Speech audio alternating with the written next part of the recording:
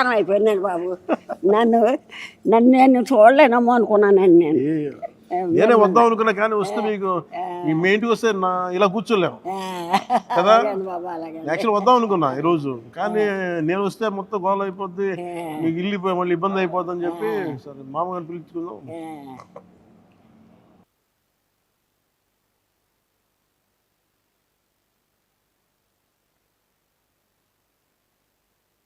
Sir మీకోసం ఇది check ఒకటి ఇస్తున్నా, ఇది మీరు బ్యాంకులో వేసుకోండి 50,000 రూపాయలు.